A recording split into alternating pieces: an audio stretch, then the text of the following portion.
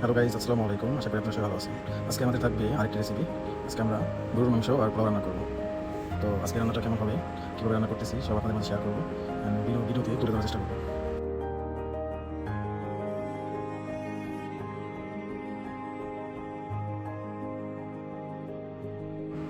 এখন আমাদের মূল রান্নার জন্য আয়োজন করা হচ্ছে।